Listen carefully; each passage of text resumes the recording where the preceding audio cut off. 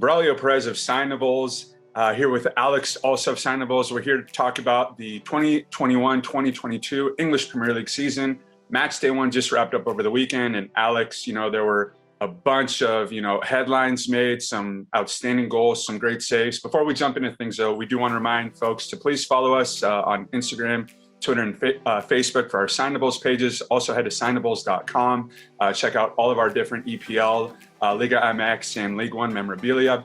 Alex, with that said, though, man, what really stood out to you over the weekend in match day one? Well, personally, what I loved is that all the teams seemed to be fully going for it. So you saw that right from the beginning with Brentford opening up the Premier League season with a 2-0 win over Arsenal. It seems like an upset on paper. I'd personally predicted that one because I thought after 74 years of not being in the Premier League, the Brentford fans and the Brentford players at home would be really hungry to go out there and give it everything. And they certainly did. They dominated Arsenal to the surprise of many. And that just set the tone because I don't think there was a single draw in the opening round of fixtures. Every single game had a clear winner. There were some great comebacks. There were plenty of goals. Overall, it was a thrilling week to watch and some serious standout performances. But for me, I've got to say, I know you're a Manchester United fan. That Paul Pogba performance was unbelievable. And if that version of Paul Pogba, 4 assists, pure magic on the ball, I mean, not to mention Bruno with a brilliant hat trick. But if that version of those midfielders turns up every match for Manchester United, they're absolutely serious title contenders this year. Definitely. Oh man, watching that game, as a United fan, they went up 1-0, and then when Leeds tied it up at 1-1, I don't know if this is how you feel when Chelsea's playing, but I get so deflated when he scored that cracker of a goal. I was just deflated. My mental health just went like this. But that Pogba was unbelievable. That second goal, that assist that he had to Mason Greenwood belongs on adult sites. I mean, borderline pornographic of how great and beautiful that pass was by Paul Pogba. But yeah, they're looking good. But the thing to remember with United is, I think last year they recorded a 4-goal win in August. The year before, or maybe it was 3 years ago, they beat Chelsea 4-0 to start the season at Old Trafford. And then the team just goes like this, up and down, up and down. So a very exciting win for Manchester United, but they've just got to keep it going. Like they have Southampton this weekend. So that's more than a winnable game on the road. What are we going to see from United? The United of past where, okay, they start off hot and then they lose 2-1 or 2-0 to Southampton, a team they should beat, or are they going to keep it going? Are they going to record an impressive win? So, I mean, that's something to keep an eye on. But, speaking of Manchester, one thing that also stood out to me this weekend is Manchester City puts out the most expensive lineup in English Premier League history and has 4 shots on target and loses 1-0 to Tottenham without Harry Kane, mind you. So this is a Tottenham Spurs team that is not even at full go, and yet they outclassed City. And City, you can talk about the guys who weren't on there on the field. I know Phil Foden, he's such a difference maker. He's going to miss about a month with a foot injury. And Tottenham just looked like the better team. They should have won 2-0. Bergwijn had that one-on-one with Ederson, and he just sent it wide. Imagine if Kane's on the pitch. I mean, that's in the back of the net, right? Yeah. Not to say, you compare Bergwijn to Kane, but I'm just saying, that's the kind of difference that a guy like Harry Kane makes. So for everyone, including myself, after City got Grealish, I thought, okay, great. City's going to win their 4th title in the last 5 years. But yesterday was a big reminder that this, the English Premier League is just so competitive. Anyone can go out and win it. So granted, Tottenham's a great team and it was a road game, but hey, let's not hand City the trophy again just yet. There's so many different things. I mean, Chelsea looks superb, by the way, too, beating Crystal Palace 3-0. Great to see your boy Christian Pulisic to get on the score sheet early on. That's his trademark goal. He loves the goal against Palace, but yeah.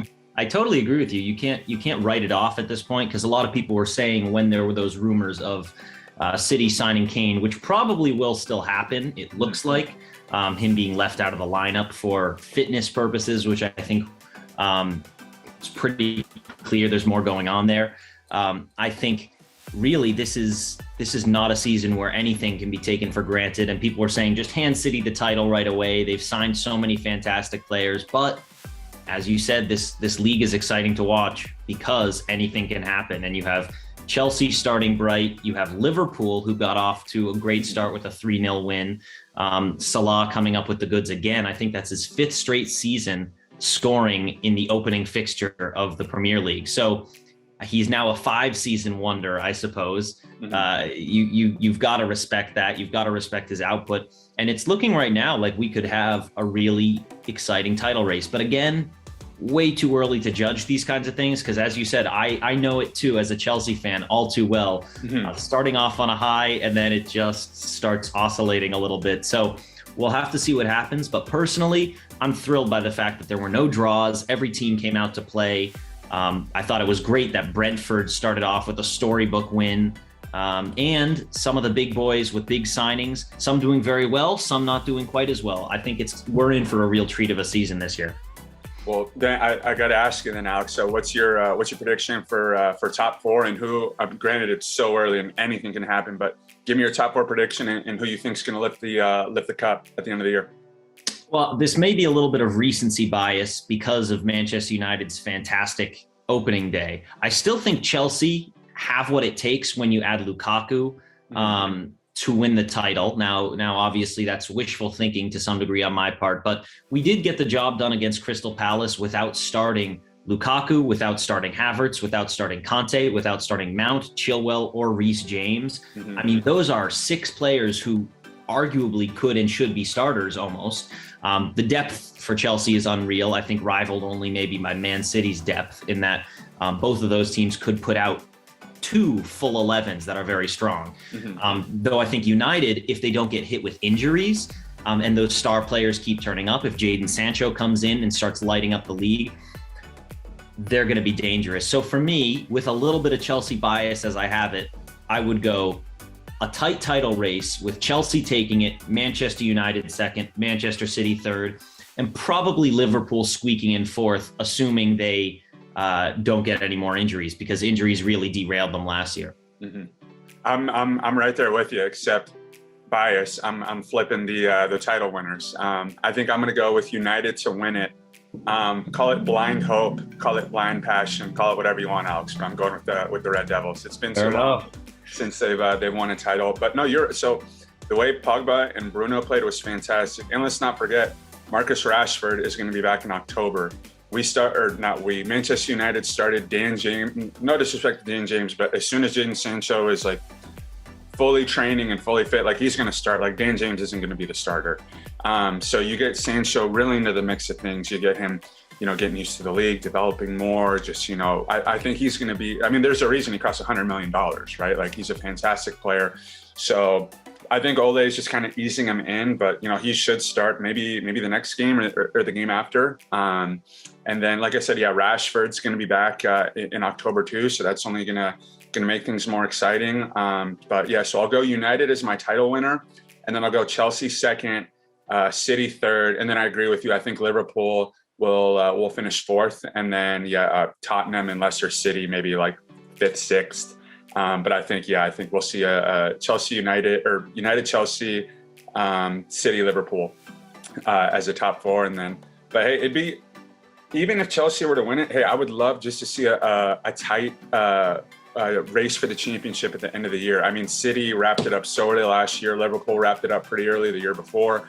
So imagine it comes down to like the last day or two where teams have to win. People are just on the edge of their seats. Like people have one in their living rooms, one TV on one game on the other, like trying to see what happens. Like that's the best. That would just make it sensational. So if we had a repeat of when Aguero won it against QPR, but that happens for United instead of against United, then I'd be a big fan of that. Yeah, fair enough. I think it's always really exciting when things are on the line, and not as prestigious, obviously, but I remember last season there were huge top 4 implications in the balance. Yeah. And I was sitting here watching Tottenham on one screen, Chelsea on the other screen, and actually cheering for Gareth Bale and Harry Kane to score because their goals versus Leicester helped keep Chelsea in the top 4. Nice. Now, as it turns out we didn't need it because we did qualify for the Champions League by winning it, but it adds that much more excitement, as you said, and I would love to see a competitive race this year. So fingers crossed, no matter who wins, it's just an exciting race to the end, and we see some real quality. Definitely, man, definitely. Well, yeah, we should be in for a fantastic 2021-2022 season. Can't wait to see how it turns out. For you EPL fans watching, be sure to leave some comments. We'd love to hear your predictions, and yeah, let's get ready for a fun year.